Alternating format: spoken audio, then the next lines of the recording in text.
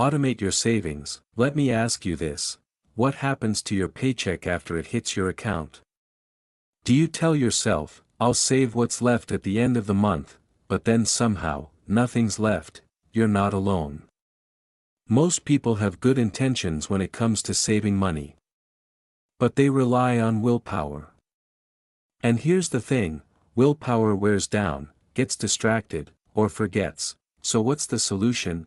It's not more discipline, it's automation. Today, I'm going to show you how to automate your savings, so money moves to your savings account without you needing to think about it. No guilt. No spreadsheets. No more relying on willpower, it's the out of sight, out of temptation method, and it's one of the most powerful money habits you can build. Stick around, because I'm also sharing 2 real-life case studies that prove how this one habit can completely change your financial game. Step-by-step guide, how to automate your savings, and outsmart yourself. Step 1, pay yourself first. Automatically, the number 1 savings mistake is trying to save what's left over. The fix? Save first, spend second. Use your employer's direct deposit system, or payroll software, to send 90% of your paycheck to checking, send 10%, or more, directly into a savings account. If you freelance or have irregular income, use automatic transfers as soon as money hits your main account. Why it works? When you don't see the money, you won't miss it. You'll adjust your lifestyle to what's available, and the savings just grow in the background. Step 2, set up a recurring transfer. Log into your banking app, set up an auto transfer from checking to savings. Example, every Friday, move $25 to savings, or, every 1st and 15th, your paydays, transfer 10% of the balance. Bonus tip. Use a savings account at a different bank to make the money harder to access on impulse. Optional tools. 1. High-yield savings accounts, Ally, Marcus, EQ Bank, Wealthsimple, etc. 2. Roundup apps like Acorns, Chime, or Capital. Step 3. Create goal-based sub-accounts, or savings buckets. Many banks now allow you to create multiple labeled buckets within one savings account. Examples, emergency fund, new laptop, vacation 2026, rent buffer. Why it works? Seeing a labeled goal helps your brain connect with your savings emotionally. It's not just money, it's progress. Step 4, start small, then scale. If you're just starting out, don't overthink it. Try saving $10 per week or $1 per day. Once that becomes routine, increase the amount by 1 to 2% every few months, or each time you get a raise. Even saving $40 per month equals $480 per year. That's a flight, a holiday gift fund, or a buffer against emergencies. Step 5, track occasionally, then forget. You don't need to micromanage daily. Do a quick check-in once a month or quarter. Are the transfers still running? Do you need to adjust the amount? Optional apps for automation tracking. 1. Mint, Inab, Rocket Money, US, Canada. 2. Coho, Wealthsimple, Simplii, Canada. 3. Bobby, for subscription tracking. Case Study 1, Emily from Toronto, the silent saver. Background, Emily, 28, lives in downtown Toronto and works full-time as a digital marketing coordinator. She earns a decent salary, lives alone, and considers herself pretty responsible with money. She pays her bills on time, avoids major debt, and only occasionally treats herself to a new outfit or a night out. The problem, despite doing everything right on paper, Emily constantly found herself wondering where all her money went.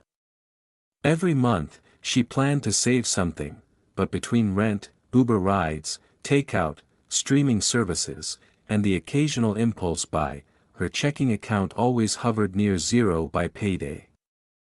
She was tired of feeling like she was working hard, yet not building anything. The turning point, one Sunday afternoon, while watching a personal finance video, she heard the phrase, "If saving isn't automatic, it's optional, and optional never gets done."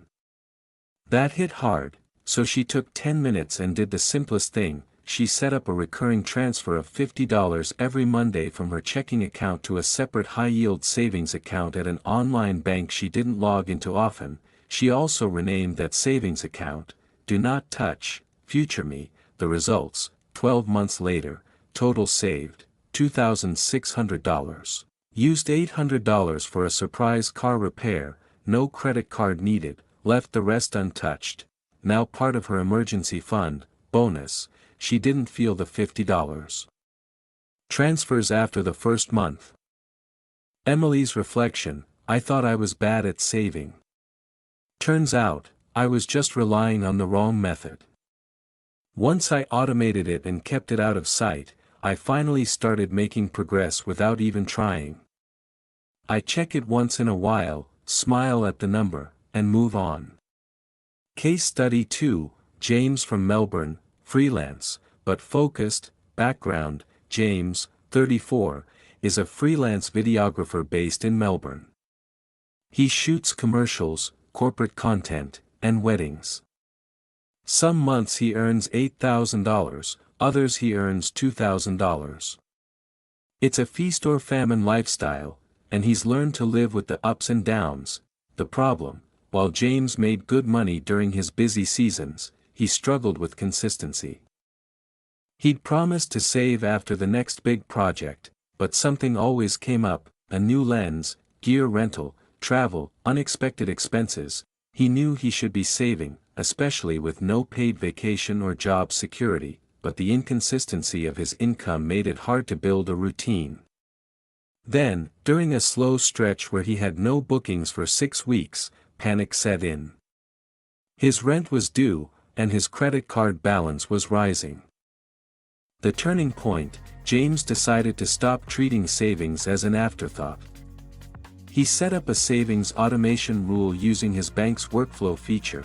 Every time he received a deposit of $500 or more, 15% would automatically move to a labeled savings bucket called Rainy Day, 3 months of expenses. He also opened that account at a separate bank with no debit card, so it felt untouchable. The results: over 12 months, saved a total of $7,200. Created a full 3-month emergency fund, stopped using credit cards to float slow months, slept better knowing he had a buffer. Began setting up other automations: 10% to new camera fund, 5% to a small vacation fund. James's reflection: the best thing I did for myself wasn't working harder, it was setting up systems. I don't need to think about it anymore.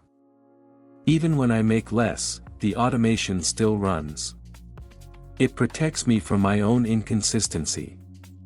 Why these stories matter: both Emily and James are relatable, not extreme savers or financial gurus. They didn't need massive income to start saving, they just made saving automatic and invisible. Their success wasn't about being more disciplined, it was about removing friction. If you've been struggling to save, stop beating yourself up. You don't need more discipline, you just need automation. Drop a comment below: what's the first goal you'll create a savings bucket for? And hey, if this helped you, give it a like, hit subscribe, and tap the bell for more bite-sized money tips every week. You don't have to be a financial expert to get ahead, you just need systems that work while you sleep. Thanks for watching, and I'll catch you in the next one.